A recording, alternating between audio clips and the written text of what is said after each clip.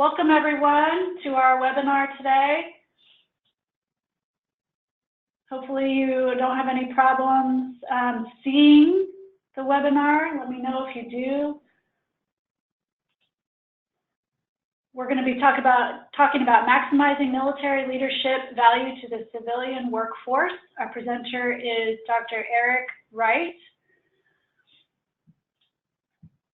Eric is a decorated two-service, two-era U.S. military veteran, serial founder, experienced credentialed project manager, and PMI chapter recognized mentor, and an entertaining instructor, public speaker on project management, deep learning, and the military transition, PMI, PMP, and CAPM exams,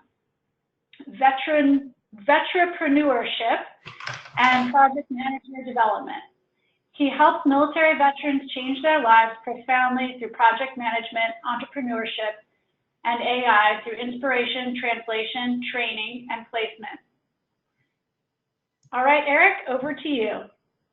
All right. Hey, thanks, Kathy. And thank you so much, everybody, for joining us. I am so excited that you're here today.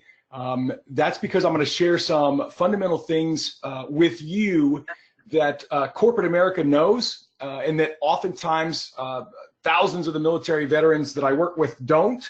So this can kind of help you catch up to them in terms of pace in the civilian workforce. So, and you know, my whole professional purpose these days is to help military veterans and qualifying military spouses achieve meaningful, lucrative careers.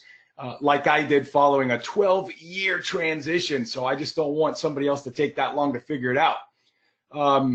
Okay, so an additionally cool thing is if anybody on the call, or those of you that are going to watch this on demand, once you complete this, you can submit this hour-long training block of instruction to PMI for PDUs, professional development units. So that's pretty neat as well. So what are we going to talk about? We're going to talk about maximizing military leadership value to the civilian workforce. Why are we going to do that, Eric? Well, I'm going to show you. Oftentimes when we military leaders talk in terms of leadership, what a civilian interviewing manager or customer or potential client hears is, well, that's great. They've got that part nailed, but I didn't hear any of the rest of the management stuff. So I'm going to show you that so that you can talk in terms of all of the facets that the civilians are used to hearing about. Okay, so what that does then is I'm going to share with you, I don't know, about a half a dozen pearls of wisdom that we've learned over the last 5 or 6 years, helping thousands of military veterans, and I mean from all branches, not just engineers, but you know, infantry and SOF and combat support, and you know, translate military leadership into the language that civilians understand and hire for. Okay, so that's really where we're going. And for this crowd, it's going to end up with a pretty deep dive on credentials. All right. Okay. And there is that's your first introduction. Your first pearl is the Project Management Institute is one of the 8 major governing bodies of the project management profession, much like, you know, PEs, CPAs, esquires, attorneys. They are trying to professionalize the profession of project management. So we have a code of ethics. They're trying to say, hey, we have a body of knowledge. They're trying to say, hey, we have you know, thousands of hours of documented experience. They would love to achieve licensure someday. I don't know if they're ever going to attain that bridge because, you know, unlike medicine and accounting and engineering, there's just not yet a legitimate agreed upon universal curriculum that they could teach and hold us to for the public. Okay, so there's our first pearl of wisdom, is that PMI talent triangle. Okay, so learn to map your knowledge, skills, abilities from your military service in those terms or those major buckets. And that's kind of what business execs, HR folks, directors, et cetera, are looking for and listening for. Okay. All right. So, you know, as we get started, what I want you to be able to realize is that many of you in here have an extreme amount of project management experience already. And even if you don't want to grow up and be a project manager, the reality is in today's dynamic business environment, today's highly competitive global environment, you are going to be asked to be a SME on a project. And if you do that enough times and you're good enough at it, you will probably get the baton at some point and have to lead a project. So even if I do X for a living, hey, I'm an engineer, but you get delivered with, hey, but you also have project management chops, can you go ahead and just deliver this as the sponsor representative or whatever, you'll be able to talk in that language. So as you saw earlier, I am a Navy veteran. I am also Title X Army for a while, and I got out after the first Gulf War, and I was a nuclear welder, and I had a great skill set, but there are no nuclear boats in the civilian fleet. So I had this great skill set, I had these chops, I was in the AEC industry, I just didn't know how to apply them. Okay, so it took 12 years to transition. When I got to Department of Defense, they hired me as an accountant, and quickly figured out that was a bad alignment, right? I'm too loud, I'm gregarious, I scared all the other accountants. They said, hey kid, you need to get out of the office. We don't want to fire you, you're a nice guy, you got a lot of energy, but you need to get out of the office, you scare everybody else to death, right? So I then went into project management, formal project management, PMBOK guide, PMI, the whole 9 yards, okay? And that really was the threshold that I crossed to come in out of the job desert and start to quantify and qualify my experience in a language, in a dialect that the civilians can understand, okay, and that they can value. This doesn't just work for nuclear welders either. We have used Vetstone, and I'm going to explain the concept to you. And there it is. It's what I found out there in the job desert, and it basically is a concept that allows you to talk about military leadership in project management speak, and then connect those dots to the general management that the hiring executives, the promotional managers, all those folks understand and value. Okay, so we're really going to be talking about the same thing. I have watched guys and gals talk about, building a forward observation post, moving a field hospital, conducting a 4-day firefight in Fallujah, translate that into a project and put it on a PMI application and, sit for their PMP exam. Okay, so this really can kind of help us relate our oftentimes unrelatable, combat arms experience, combat support experience, right? Okay, so what is Vetstone then, right? And more specifically, what is the concept, okay? The land of project management is, as a profession, is it's meaningful, okay? Just like when you're in uniform, just like when you're the lead engineer, what you do matters. Everybody knows who you are. You have a clear role. You have a clear sense of purpose and mission. You are responsible and accountable for getting things done with, usually in austere environments, with a lot on the line. So much like the mission and purpose and sense of identity that we have in uniform, that continues into the project management environment. Okay, so what I want you to take away from this slide is that the beauty of this is, if you have ever been assigned responsibility and accountability to, receive a mission, plan a mission, resource a mission, execute a mission, deliver that mission, brief that mission out, you have project management experience. And the civilians understand exactly what project management is. They need it, so they pay handsomely for it. Okay, I personally have helped over 500 active duty and military veterans transition into 480 civilian companies, all making $95,000 or above. And the trick is talking about it in project management. Okay.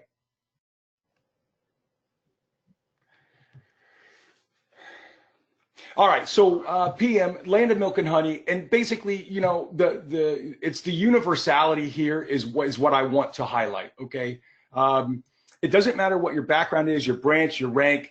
If you received missions, if you executed missions, you have legitimate project management experience. The trick is, how do I talk about it? You know, hey, I moved a forward observation post. Hey, I built a field hospital. Hey, I moved this battery of guns closer to the bad guy. How do you talk about that stuff in civilian terms? And so that's really what we're going to talk about for the rest of our time today. And that's really what's germane to this audience is, how do I talk about it in a language they'll understand? How do I legitimize it, right? And then how do I get them to recognize it professionally?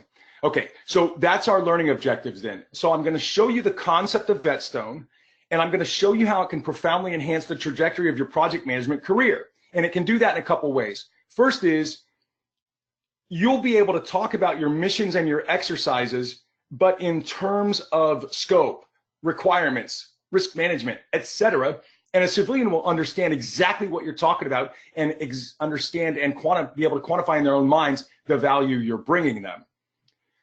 You then can also use your ability to talk about, you know, leadership in the context of general management, in the context of project management, and then talk about how that leadership can help a civilian. Because when a civilian hears leadership, they think role. They most often think person. If you're a good manager, they think, oh, you're a great leader. And if you're a poor manager, they think, oh, you're a poor leader, or vice versa. Okay, so to them, it's often a position. So what we want to do is get us talking about it in terms of a function, and then we can show how the function that you've honed in uniform can really bring them a lot of value, okay? And then we can take learning objective number 2, our understanding of how it can enhance our career, and then show how that can affect the overall arc of our career in this meaningful, lucrative career field, okay? And think of it this way. Much like a military leader, project management is your secondary informal MOS. Same thing here. If you're an engineer, if you're a doctor, if you're an attorney, if you're a process improvement person, you do whatever you do for a living, X profession. But in that, because of the dynamic environment of global business nowadays, it's going to allow you to talk about the value that you bring that augments your primary role or profession. Okay, so let's get to it. Let's look at this. Okay, most folks are familiar with the Rosetta Stone. It's a black basalt tablet. They found it in Egypt, left over from the library at Alexandria. Alexander the Great had already rolled through Egypt and Hellenized the place by the time they wrote this stone. So here's what makes the Rosetta Stone so important. It had one message on it, but it was in 3 different languages. The language at the top was military leadership, okay? It was hieroglyphics, okay? Nobody could read hieroglyphics except the priest, less than 1% of their population. And that number should strike you because that's about the number of folks serving in uniform today, at least in the US military system. Okay, in the middle, so same message 3 different times on this stone tablet. In the middle was what they call the Demotic script. And this is what the everyday Egyptians spoke and wrote in. So this was the language of the realm, okay? Very common, everybody understood it. Now, because of the Hellenization of Egypt, Demotic was not used by the managers, the politicians, the leaders, okay? They used Greek, so it was very formal, okay? So the idea is that when linguists found the Rosetta Stone, they used their knowledge of Greek to fill in gaps with the Demotic. They then used that combined knowledge of, hey, now we think we know what's going on. We can see sounds, we can hear sounds, we can see clues, we can see connections between letters and pictographs. They then were able to unlock hieroglyphs and unlock the rich, vast history of dynastic Egypt, okay? So basically the Rosetta Stone allowed them to take obscure, translate it into general, which they then translated into the formal, okay? It works, Vetstone works the exact same way for the military leader. It takes the very obscure military leadership speak, okay? Led Marines, led airmen, charged that hill, moved that battery, did this 3-letter acronym with this 4-letter agency and this, 3-letter, roster, whatever it is. It takes all of that stuff, translates it into project management, and I'm going to show you how this works in the next slide, okay? And because every manager in every civilian organization understands what a project is and understands why it's valuable, you just made yourself relevant to every hiring manager and customer. So you're putting in a bid for a contract, a RFP or whatever. You can talk in terms of project management specifically, general management at a high level, and everybody knows what you're talking about. And here's the beauty. They'll hear the passion in your voice. They'll see your professionalism, your excitement about what you're talking about, because you'll simply be recalling those missions and exercises that you are familiar with because you lived through them. Does that make sense? Right? So what they see and hear is this excited, professional, passionate project manager. Okay? And it's all very authentic and very sincere and very genuine. Okay, so project management is really the nexus here. It really connects the obscure military leadership with the understood and valued general management. Okay, but Eric, how in the world does that work? Watch this. Okay, watch this. Everybody's familiar with military leadership in this crowd, right? So what is the definition? And I'm going to use big Army definition here because it morphs a little bit across the services, but in general it works. And this is basically, from General Eisenhower. Military leadership is, I quote, influencing people by providing purpose, direction, and motivation to accomplish the mission and improve the organization. Okay, it's right out of the field manual. So we have purpose at the top, we have direction in the lower left, and we have motivation in the lower right. So this is leadership, the formal leadership that the military leader talks about. I led airmen, I led Marines, I led soldiers, I led sailors, and translates it into the common language. Watch this. Look at the definition of leadership right out of the civilian field manual of project management called the PMBOK guide, or the project management body of knowledge. It's basically the technical document that tells somebody how to run a project A to Z, nuts and bolts, okay? Check out the definition and look at the construct underlying it. The PMBOK defines leadership as knowledge, skills, and behaviors, right? Be, know, do, to guide, motivate, and direct a team to help an organization achieve its business goals. So again, the person performing the leadership role is providing guidance and motivation and direction to who? To a team to do what? To achieve objectives to make the organization better. They're almost the same. So purpose becomes scope in project, direction becomes schedule, right? Plan of actions and milestones. What are we doing? When are we doing it? What can we expect on what dates? And motivation, the dollars, the resources, okay? So that the two constructs line up almost to the letter.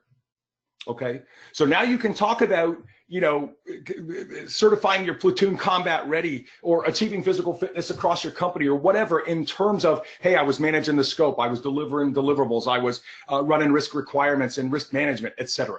Okay, so that's leadership to project management.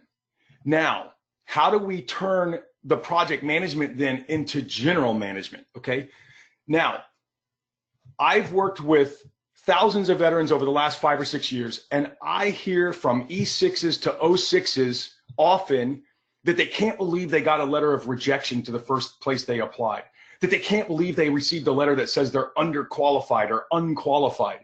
And they think to themselves, wait a minute, I'm an intelligent individual. I have 20 plus years of experience, 15 plus years of experience. I read the job description. I know I qualify or I wouldn't have applied. Here's why the civilians say that, gang. Here's what they know that you don't. Okay, what you see in front of you is called the theory of business administration, or sometimes kind of, in a cultish fashion, Fayolism. Henry Fayol is a French mining engineer that around 1903 came up with this basic theory.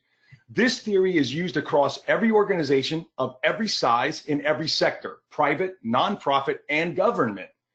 He basically said, Fayol basically said, hey, a general manager's job employed in the organization is to plan what it is we're going to do, step one right here, organize the resources necessary to staff and execute the plan, step two, or function two. Function three, lead the human resources in execution of said plan. And then four is control the whole thing. Measure performance against plan and tweak as necessary. Okay, so here are my questions for you, audience. Even though we military leaders talk in terms of leadership, lead this, lead that, lead troops, lead sailors, lead airmen, have you ever had to make a plan and come up with standards of performance and identify left-right boundaries, what we are doing, what we are not doing, what we're going to provide, what somebody else is going to provide? Have you ever had to do any planning like that? And you could use the chat.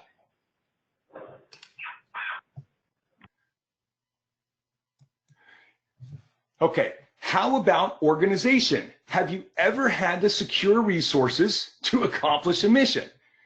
Hey, I've got 12 laptops that I don't need, but I don't have, 30 boxes of MREs or whatever it is. How am I going to get the resources to organize and resource this mission? Okay. The leadership will give you, we know you got that, you're flush with that. How about control? Okay, so the shooting started, the plan went south, the bad guy did this instead of this, so now I need to do this. I need to react to that, and we need to do this, and we need to keep the initiative. Okay, that's called control. So when we look at this model, this theory, what's really key here is to understand that general managers execute 4 functions, and they simply cycle through these 4 functions as needed depending on what's in front of them. So if I've got to build a schedule, I'm doing planning and organizing resources. If I'm actually leading and directing the activities to produce deliverables in accordance with the schedule, that's not management, that's the leadership function, okay?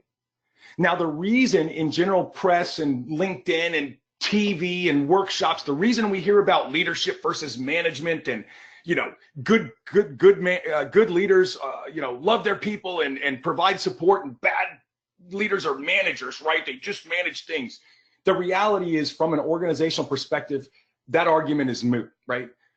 You plan what's going to happen. You then resource that plan. You then lead the people to execute that plan, and you control the performance to the plan and take corrective actions to get it back on track. That's any project you do. That's any process you manage. That's any group of people you lead. All right. So this is where we really kind of, in the civilian's mind, talk about our full knowledge, skills, and abilities, our full capability. They can't possibly say, if they hear us talk about our ability to plan and our chops organizing and leading and our ability to control and make new plans that are resource and risk sensitive. If you talk in all 4 categories, gang, you now are not underqualified. You now are not unqualified. You're talking in the full management spectrum, which is what they want to hear. Does that all make sense? Okay, so we used project management to translate our military leadership into, and now we're translating our project management experience into general management value. And here's the beauty. If I need, let's say I need an engineer to run a brand new office we've established in the southeast region of the United States, okay? I don't necessarily need that person to be the best engineer on the staff. What I need that person to be able to do is plan, organize, lead, and control the engineers actually doing the work in that office, okay? So that engineer can take that technical expertise, remember the 3 legs of the PMI triangle. I can take my technical expertise, I can translate it into action for the executives through my leadership capabilities, which accomplishes business value, okay? And in the civilian workforce, unlike in the military, get mission done, right? It's get mission done in the amount of time and money we have. The dollar drives everything, okay? All right, so that's Fayolism. So that's the final step in this, where we walk leadership to project management to general management. Okay, and now they see the entire picture. Now, think about this. If what we're going to do is temporary and unique, right?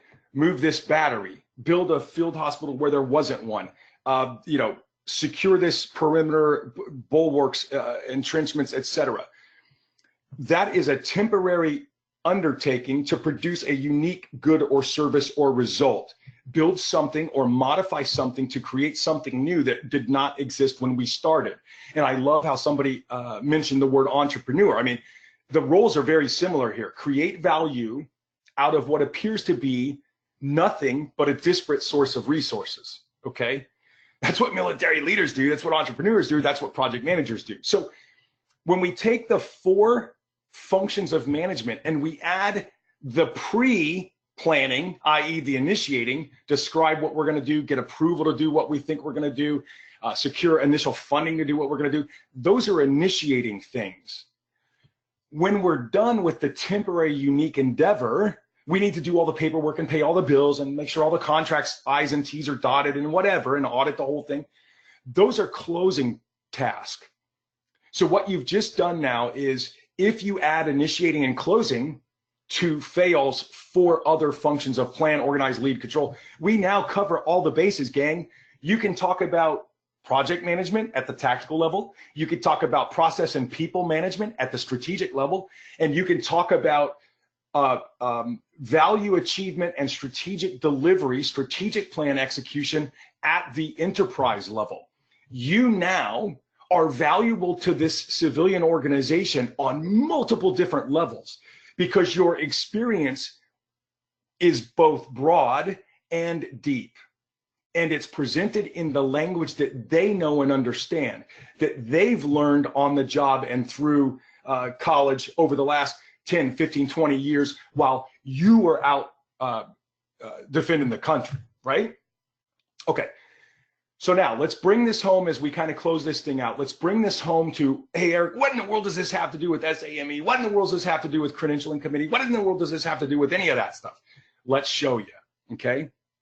Okay, so here is the basic equation of getting hired in the civilian workforce. And this stuff works for getting advanced too, folks. Right? Getting advanced, if you can spell out the value you bring and it's more than they pay you, they will make your salary commensurate with the new level of value you provide, okay? So you're gonna need education, you're gonna need some credentials, and you're gonna need experience. If you can quantify and qualify those 3 things, and it's larger than the salary you're asking for, or the salary the raise you're asking for, you're hired or you're promoted, okay? All right, so let's talk about the education. So for example, for PE, for doctor, for an accountant, there are education standards prescribed, levels, okay? Basically in the project management environment, education just means you can spell project management. Okay, you get the theory, you know what the PMI-ACP is and why it's used, you know the difference between predictive delivery and agile delivery, which is really just a different way to deliver a project. Okay, you understand all that stuff, the theory, the nuance. The credentials, especially in today's competitive environment, are where the rubber is really starting to meet the road. Some of you have probably noticed that, like Ernst & Young and Microsoft and Cisco, a lot of these big companies, Amazon, are now taking the lead in the marketplace and saying, you know what, we don't have 4 or 5 years anymore to wait for the next generation to go learn what they're going to do when they get here, and then I got to take a year to train them. We just don't have that kind of time lag anymore.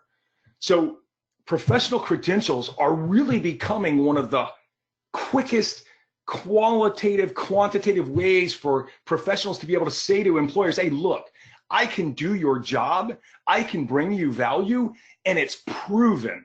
To get the credential, I had to prove it to somebody. It's not what I think I would do if I was given this theoretical problem out of the back of a chapter in a workbook, right? Okay, So the credential means you can do the project management.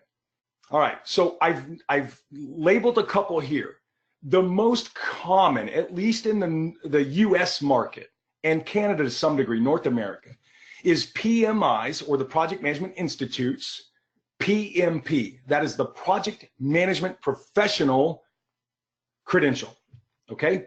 And it's a generalist credential. Project Management Professional. You'll notice management's right in the center of that thing, okay? So you can deliver projects and you can also manage people, which means lead them to accomplish objectives and make the organization better, okay? ACP, or Agile Certified Practitioner, is another credential that you're starting to hear a lot of in the marketplace.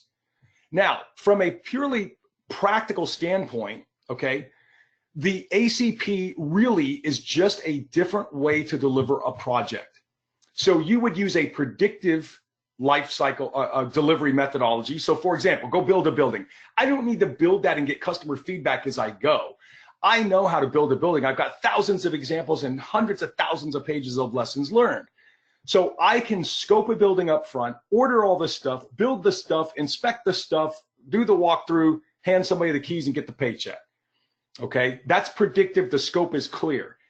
If you're doing a project where the scope is very ambiguous, it's very high risk, and you need to kind of develop a little bit, show the customer, develop a little bit more, show the customer, develop a little bit more, that's agile.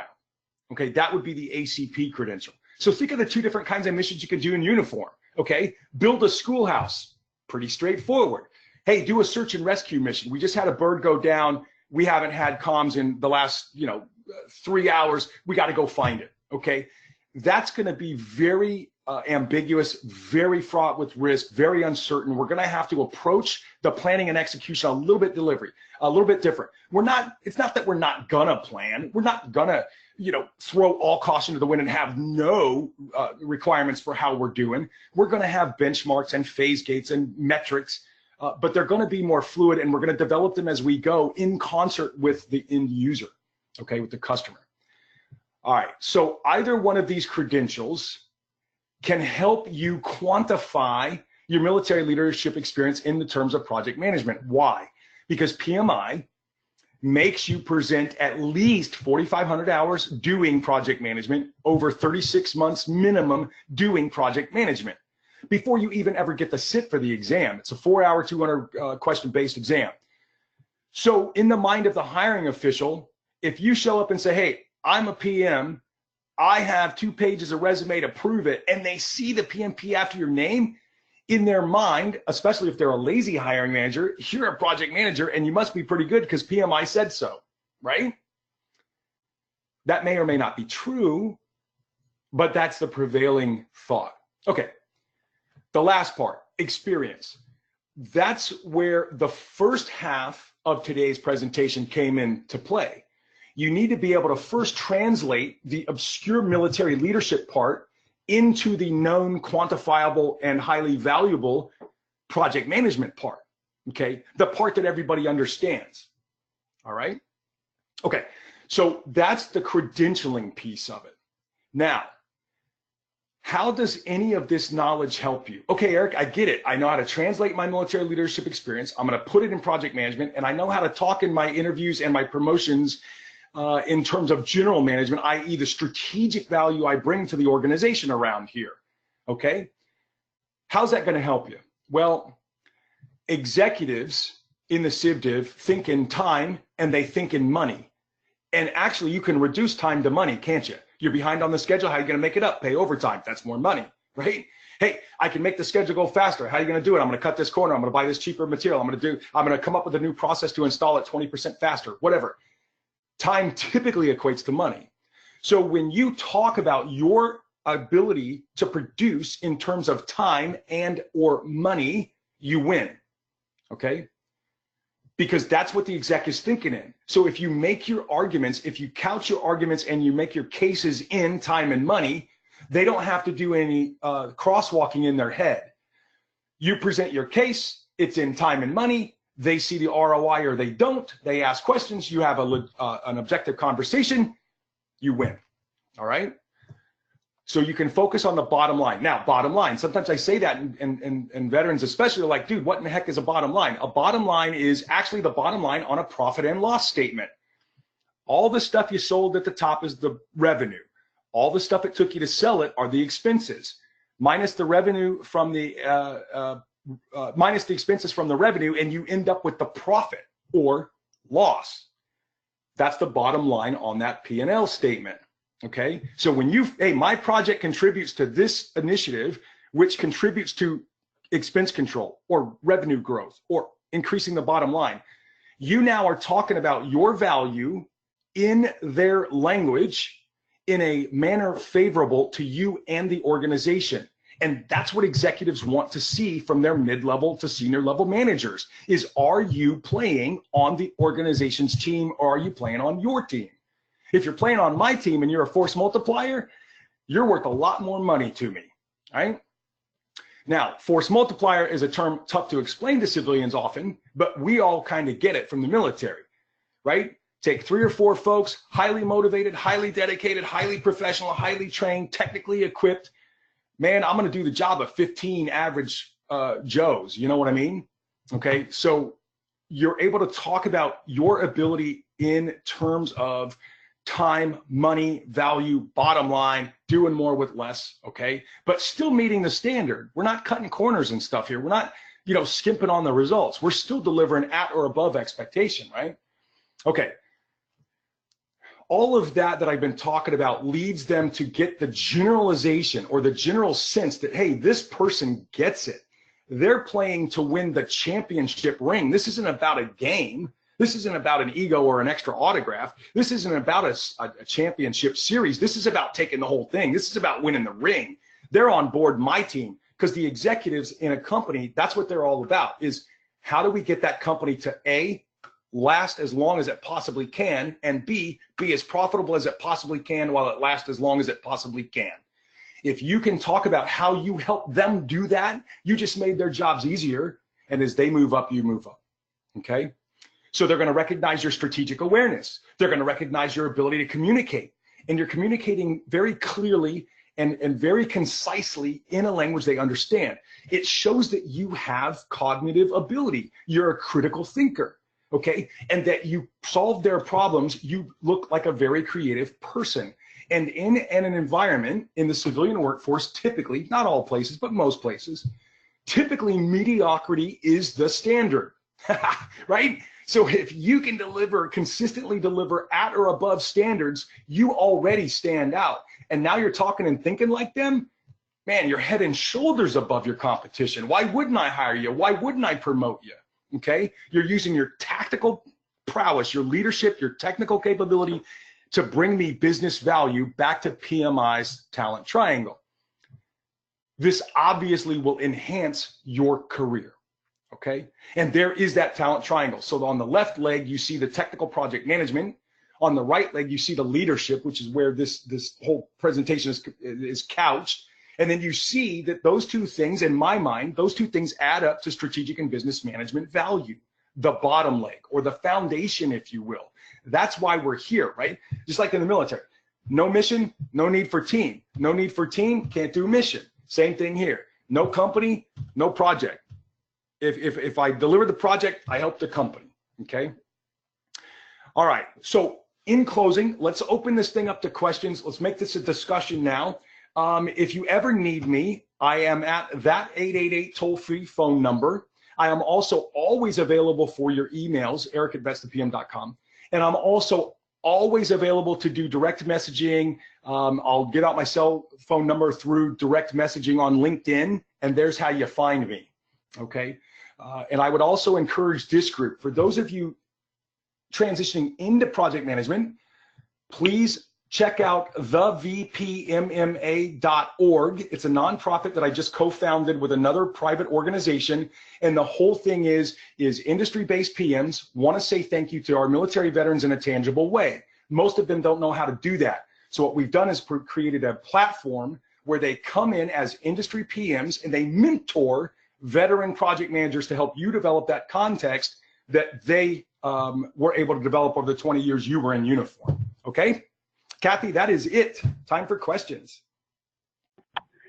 Great. If you have any questions, feel free to chime in. There's about 11 of you on, but you can chime in or you can use the chat box. And if there are no questions. Eric, I wanted to ask you, how does one volunteer to mentor to your organization or organizations? Great question. And you can go to the THEVPMMA.org. So it basically is the Veteran Project Manager Mentor Alliance. As we stand this thing up, we are in full planning mode to work with Tamara and Kathy and Neil and all those folks and see how we help Sammy continue lifting this log. Can you give me that again, please? Yes, ma'am. And in fact, let me make it a bit easier. The power of technology, huh? There it is right there in the chat. Let's see if I see it. I don't see it so far. It's on the shared screen up in the upper right-hand corner. I just saw it, Eric, and it disappeared.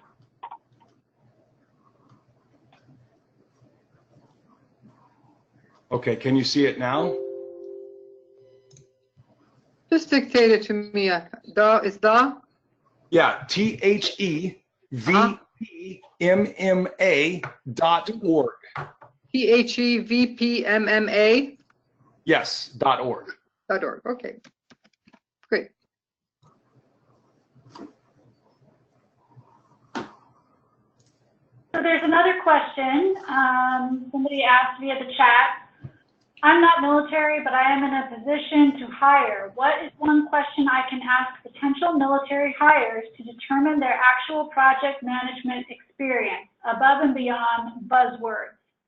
Wow, Nathaniel, what a great question. Okay, so a general universal question you could ask is something along the lines of, tell me about a mission or an exercise. So exercises are projects to get us trained to go do missions. Missions are the actual fruition of an exercise to get us trained.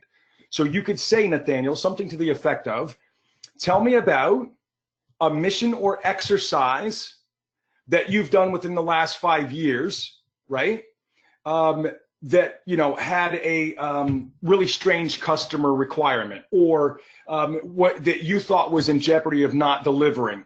What was going on? How did you fix it? And what was the impact?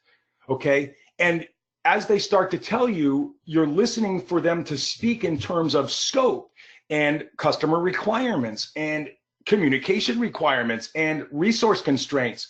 Because the reality is every single project has all of those things, right? Customer requirements and needs, deliverables, a schedule of deliverables, a budget. So a lot of times they may not think it, okay, here's another thing, Nathaniel. They may not think in terms of dollars, but they definitely think in terms of resources. How many folks do I have? How many boxes of meals ready to eat? How many weapons do I need to check out? How many bullets? How many vehicles? Whatever. So you can also ask them about their resource management experience, not necessarily dollar experience. You're welcome, sir. Great question. Any other questions? I had another quick question, Eric, and that is, you do these presentations for veterans that are transitioning. Do you do them as well for people who hire veterans so that, if their translation skills are not as honed for the vets, that they can hone their own translation skills to understand what the vets are telling them? Emma, great question. And the answer is, we have not in 5 years done that, but we have in the last 3 months been engaged with 3 different companies helping them do that. So my sneaking suspicion is I suspect we will be doing a lot more of that as that continues to catch on, because that's really what the civilians want to know is, hey, Eric, so they need to learn to translate, but I also need to learn to hear. I need to learn to listen and understand what they're saying so I can help them translate. Right. So yes, we're working with 3 organizations all up in the DC area that are trying to figure out, okay, hey, how do we come at this from our side of the fence? What should we be looking for and listening for to say, hey, I think I've got a veteran. Hey, do you know anything about project management? Get them speaking about project and general management. And now everybody, think about it. Everybody's at the same dance. We're just standing on two sides of the room hearing the same song, but we don't know how to dance. We don't know how to ask the partner. All we're trying to do here is facilitate that handshake and that, you know, the dance. Right. And I don't want to speak for Sammy, but I'm thinking that that would be a great forum, obviously, because there are so many hiring companies, part of Sammy, to do those kinds of exercises and presentations with.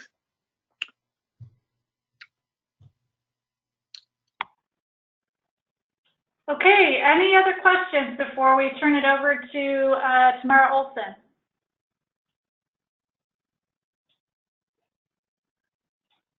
Okay, Tamara, our credentialing chair, is going to close out the webinar. Tamara, over to you.